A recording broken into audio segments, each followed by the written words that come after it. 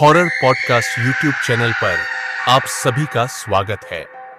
मैं हूं आपका होस्ट और कहानीकार विशाल रजक और यहां आपको भूत, प्रेत, पिशाच, शैतानों और काले जादू की रोमांचक कहानियां सुनने को मिलती है।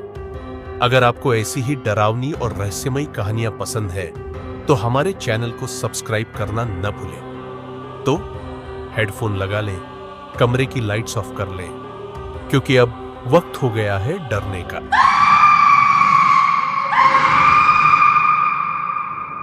सर्दियों की रात थी। चारों ओर क्रिसमस की खुशबू बिखरी हुई थी। पूरा मोहल्ला रंग बिरंगी रोशनी और सजे हुए क्रिसमस ट्री से जगमगा रहा था। रोजी अपने किचन में क्रिसमस की तैयारी में जुटी थी। वह केक और चॉकलेट बना रही थी, साथ ही बच्चों के गिफ्ट भी पैक कर रही थी। डिनर बनाते हुए उसने अपने बेटों सैम और रियान को आवाज लगाई। सैम, रियान, डिनर तैयार है, जल्दी आओ। लेकिन उसे कोई जवाब नहीं मिला। उसने सोचा शायद वे अपने कमरे में होंगे। तभी उसने अपने पति से कहा, जेन, बच्चों को देखिए, शायद वे बाहर लॉन में खेल रहे होंगे। जेन ने रियान को गार्डन में पाया, लेकिन सैम वहां नहीं था। सैम कहां है? जेन ने पूछा। रियान ने जवाब दिया, डैड, वह तो घर में था, शायद गेम खेल रहा होगा। जेन रियान को लेकर घर वापस आया।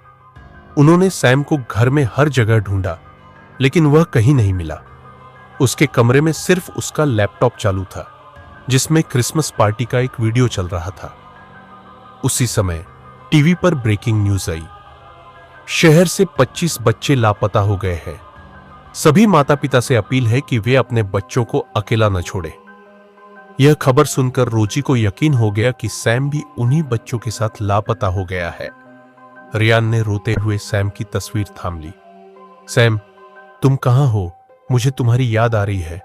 तभी तस्वीर में सैम की आंखें लाल होकर चमकने लगी। रियान ने ध्यान नहीं दिया, लेकिन लैपटॉप पर बार बार एक नोटिफिकेशन आ रहा था।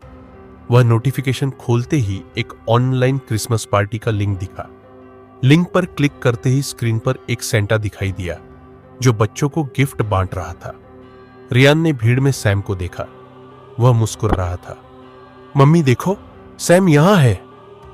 लेकिन तभी सेंटा ने स्क्रीन भर ली और गहरी आवाज में बोला, चुप रहो, अगर तुमने किसी को बुलाया तो तुम अपने भाई से कभी नहीं मिल पाओगे। सेंटा की भयानक हंसी गूंज उठी। रियान ने सेंटा की भयानक हंसी सुनी और डर के मारे कमरे में इधर उधर देखने लगा। तभी उसे अपने लैपटॉप स्क्रीन पर एक और नोटिफिकेशन दिखा। यह नोटिफिकेशन किसी दूसरी पार्टी का था। रियान ने कांपते हाथों से उस पर क्लिक किया। स्क्रीन पर एक पुरानी और सुनसान जगह दिखाई दी, जहां बर्फ के बीच बहुत सारे छोटे छोटे ताबूत रखे हुए थे। हर ताबूत पर किसी बच्चे का नाम लिखा हुआ था। तभी रियान ने उनमें से ताबूत पर सैम का नाम देखा। रियान घबराकर चिल्लाया, सैम, तुम वहां क्या कर रहे हो? स्क्रीन पर सेंटा फिर से दिखाई दिया। उसकी लाल आंखें डरावनी लग रही थीं। उसने कहा, तुम्हारा भाई अब मुझसे जुड़ चुका है, लेकिन चिंता मत करो, तुम भी जल्दी ही हमारे साथ होगे। इतना कहते ही सेंटा स्क्रीन से गायब हो गया। रियान ने भागकर अपनी मां रोजी को सब बताया। रोजी का चेहरा सफेद पड़ गया। उसने अपने पति जेन को बुलाया और दोनों ने तुरंत पुलिस को फोन किया। पुलिस के आते ही रियान ने वह वीडियो दिखाने की कोशिश की, लेकिन लैपटॉप की स्क्रीन काली हो चुकी थी। पुलिस अफसर ने कहा, यह बहुत गंभीर मामला है। हमें शक है कि यह बच्चों के अपहरण और उनकी हत्याओं से जुड़ा हो सकता है। रोजी ने पुलिस से गुजारिश की कि वे उनके बेटे सैम को ढूंढें, लेकिन अफसर ने जवाब दिया, अब तक जो भी बच्चे लापता हुए हैं वे जिंदा नहीं मिले। हमें उम्मीद नहीं छोड़नी चाहिए, लेकिन सच्चाई इससे अलग हो सकती है। पुलिस रियान की दी गई जानकारी के आधार पर उस सुनसान जगह तक पहुंची जो वीडियो में दिखाई दे रही थी। यह एक बर्फ से ढकी पुरानी इमारत थी। जब पुलिस ने इमारत के अंदर प्रवेश किया तो जो देखा उससे सबके रोंगटे खड़े हो गए। सामने कई बच्चों की लाशें पड़ी थीं। हर लाश का चेहरा डरावनी शक्ल में जमी हुई बर्फ से ढका हुआ था। उनके हाथ पैर सख्त बर्फ में जमे हुए थे। एक पुलिस वाले ने घबराते हुए कहा, यह कौन सी अजीब जगह है? ऐसा लगता है जैसे बच्चों को एक एक कर यहां लाकर किसी अनजान शक्ति ने मारा हो। तभी रियान का ध्यान कोने में रखे एक ताबूत की ओर गया। वह ताबूत सैम का था। रियान रोते हुए उसकी ओर भागा, लेकिन ताबूत खोलने से पहले ही अचानक एक जोरदार आवाज गूंजी, जो मरा है उसे वापस लाने की कोशिश मत करो, वरना अंजाम बुरा होगा। सबकी नजरें इमारत के दूसरे छोर पर गई। वहां वही सेंटा खड़ा था, लेकिन अब वह कोई साधारण सेंटा नहीं था। उसका चेहरा जला हुआ था और उसकी लाल आंखें सीधे रियान को घूर रही थीं। बर्फीली हवाओं ने उस सुनसान इमारत को घेर लिया था। बच्चों की लाशों से उठती अजीब सी बदबू ने माहौल को और डरावना बना दिया। रियान सैम का ताबूत खोलना चाहता था, लेकिन सेंटा की भयानक चेतावनी ने उसके कदम रोक दिए। पुलिस वाले सेंटा की ओर बंदूकें ताने खड़े थे। जो भी हो, हाथ ऊपर करो, एक अफसर ने चिल्लाया, लेकिन सेंटा हंसने लगा। उसकी हंसी गूंजती हुई दीवारों से टकरा रही थी। तुम सब भी वही करोगे जो बाकी लोग करते हैं, भागने की कोशिश, लेकिन यहां से कोई नहीं बच सकता। सेंटा ने धीरे धीरे अपनी लाल आंखों से एक एक पुलिस वाले को घूरा। अचानक बर्फ में जमे बच्चों की लाशें हिलने लगीं। हर लाश की आंखें खुल गईं। उन आंखों से खून टपकने लगा और उनकी उंगलियां जमीन खरोंचते हुए आवाज करने लगी। एक पुलिस वाला डर के मारे चीख पड़ा, यह क्या हो रहा है? तभी बच्चों की लाशें उठ खड़ी हुई। वे बिना हिले डुले पुलिस वालों की तरफ बढ़ने लगी। उनके शरीर से गलने की गंध और काले धुएं का बादल उठ रहा था। भागो, एक अफसर चिल्लाया, लेकिन किसी को भागने का मौका नहीं मिला। जैसे ही बच्चों ने किसी को छुआ, वह वहीं बर्फ में जम गया। उनके शरीर से खून बहना बंद हो गया और उनकी आंखें स्थिर होकर सफेद हो गई। रियान ने देखा कि सैम का ताबूत खुद ब खुद खुल रहा था। ताबूत के अंदर सैम लेटा हुआ था, लेकिन उसका चेहरा सफेद और आंखें काली थीं। उसकी उंगलियां हिलने लगी। रोजी ने डरते हुए रियान को खींचा, चलो यहां से, अभी। लेकिन रियान सैम को छोड़ने को तैयार नहीं था। नहीं मैं मम्मी, सैम अभी जिंदा है, मुझे उसे बचाना है। तभी सेंटा की भारी आवाज गूंजी, तुमने उसे खो दिया है बच्चा, लेकिन अगर तुम चाहते हो कि वह तुम्हारे साथ लौटे तो तुम्हें मेरी एक शर्त माननी होगी। रोजी कांपते हुए बोली, कौन सी शर्त? सेंटा ने रियान की ओर इशारा किया, इस बच्चे को मुझे दे दो, मैं सैम को तुम्हारे पास लौटा दूंगा। तभी दीवारों से सैकड़ों आत्माएं निकलकर हवा में घूमने लगी। उनकी चीखों ने कमरे को कंपा दिया। वे आत्माएं धीरे धीरे रोजी और जेन की ओर बढ़ने लगी। रोजी ने अपने बेटे को जोर से गले लगा लिया और चिल्लाई, कभी नहीं, मैं अपने बच्चों को तुम्हारे हवाले नहीं करूंगी। सेंटा ने गुस्से में अपनी छड़ी जमीन पर मारी। पूरी इमारत कांपने लगी। जमीन पर दरारें पड़ गईं और बर्फ में दबे ताबूत फूटने लगे। उन ताबूतों से धुआं निकलने लगा और बच्चों की आत्माएं चीखते हुए आसमान में गायब होने लगीं। तभी सेंटा ने कहा, तुमने मेरी शर्त नहीं मानी, अब देखो तुम्हारा अंजाम। रोजी, जेन और रियान को घसीटकर जमीन के नीचे एक अंधेरे गड्ढे में गिरा दिया गया। वे गहरी खाई में गिरते रहे। उनके चारों ओर सिर्फ चीखें और सेंटा की हंसी थी। जब उन्हें होश आया तो वे एक अंधेरी काल कोठरी में थे। कोठरी में चारों ओर जमी हुई लाशें दीवारों से लटक रही थीं। हर लाश की आंखें रोजी और रियान की तरफ घूर रही थीं। अचानक एक लाश ने अपनी गर्दन घुमाई और बोल पड़ी, तुम यहां नहीं बच सकते, तुम्हारी आत्मा भी अब इसी जगह कैद हो जाएगी। रियान ने डरते हुए पूछा, मम्मी अब हम क्या करेंगे? रोजी ने अपने बेटे को कसकर गले लगाया, हमें प्रार्थना करनी होगी, शायद ईश्वर हमारी मदद करे। लेकिन उनकी आवाजें चीखों और डरावने अंधकार में गुम हो गई। काल कोठरी का सन्नाटा डरावना था। चारों ओर अंधेरा और लाशों से आती सड़ी हुई गंध माहौल को और भयानक बना रही थी। रोजी, जेन और रियान चारों तरफ देखने की कोशिश कर रहे थे, लेकिन उनकी आंखें धुंधले अंधकार में कुछ भी साफ नहीं देख पा रही थी। तभी दीवारों से एक लंबी पतली परछाई बाहर निकली। वह परछाई धीरे धीरे उनकी तरफ बढ़ने लगी।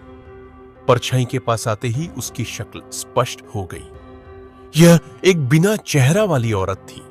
उसकी आंखों की जगह गहरे काले गड्ढे थे और उसके मुंह से खून बह रहा था। उसकी लटकती जीभ पर बच्चों के टूटे हुए दांत चिपके हुए थे। तुम्हें यहां नहीं होना चाहिए था, वह गुर्राते हुए बोली। उसकी आवाज इतनी डरावनी थी कि रियान ने अपने कान ढक लिए। दीवारों पर लटक रही लाशें अचानक हिलने लगी। उनके शरीर से सड़े हुए मांस के टुकड़े गिरने लगे और उनकी हड्डियां चटकने की आवाज गूंजने लगी। वे धीरे धीरे दीवार से उतरकर जमीन पर खड़ी हो गई। रोजी ने डरते हुए जेन का हाथ पकड़ा और बोली, यह सब क्या हो रहा है? हमें यहां से निकलना होगा।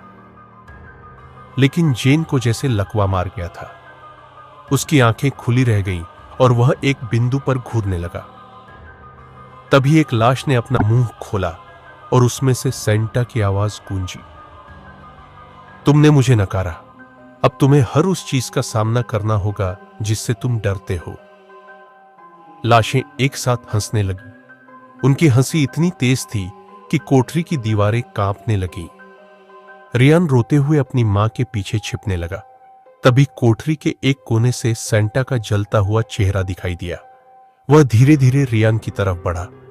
उसकी आंखों से आग की लपटें निकल रही थीं और उसकी लाल पोशाक अब खून से भीगी हुई थी। मैंने तुम्हें मौका दिया था बच्चे, अब तुम्हारा समय खत्म हो चुका है। सेंटा ने अपना हाथ रियान की ओर बढ़ाया। उसके नाखून लंबे और नुकीले थे। सेंटा का खून से सना हुआ हाथ रियान की तरफ बढ़ रहा था। उसकी आंखों में लाल अंगारे चमक रहे थे। रियान पीछे हटने की कोशिश कर रहा था, लेकिन उसके पैर जैसे जमीन में जमे हुए थे। अब तुम मेरे हो, सेंटा की गहरी और डरावनी आवाज गूंजी। रोजी ने तुरंत रियान को अपनी ओर खींच लिया। तुम मेरे बेटे को हाथ भी नहीं लगा सकते, उसने कांपती हुई आवाज में चिल्लाया। सेंटा हंसा, तुम्हारे पास मेरे खिलाफ खड़े होने की ताकत नहीं है। इस अंधेरे में सब मेरी ताकत के गुलाम हैं। जेन, जो अब तक चुप था, अचानक खड़ा हुआ। उसकी आंखें सफेद हो गईं और वह बेजान कदमों से सेंटा की ओर चलने लगा। रोजी ने उसे रोकने की कोशिश की, लेकिन वह जैसे किसी और के वश में था। जेन, रुको, वापस आओ, रोजी चीखी। जेन ने बिना पलटे कहा, अब मैं तुम्हारा नहीं हूं, अब मैं उसका हूं। सेंटा ने अपना जलता हुआ हाथ उठाया और जेन के सीने पर रख दिया। देखते ही देखते जेन का शरीर जलने लगा। उसकी त्वचा काली हो गई और उसके मुंह से चीखें गूंज उठी। यह वही दर्द है जो मैं हर आत्मा को देता हूं, सेंटा ने जोर से हंसते हुए कहा। कुछ ही सेकंड में जेन की जलती हुई लाश जमीन पर गिर पड़ी। उसके शरीर से सिर्फ राख बची। रोजी और रियान ने जेन की हालत देखकर डर से अपनी जगह छोड़ दी। वे कोठरी से भागने की कोशिश करने लगे, लेकिन दीवारों से कई परछाइयां निकलकर उनकी ओर बढ़ने लगी। हर परछाई के साथ एक अजीब गंध और सड़ी हुई आवाजें गूंज रही थी। एक परछाई ने रोजी के बाल पकड़ लिए और उसे पीछे घसीटने लगी। रियान ने अपनी मां को बचाने की कोशिश की, लेकिन उसके सामने एक दूसरी परछाई खड़ी हो गई।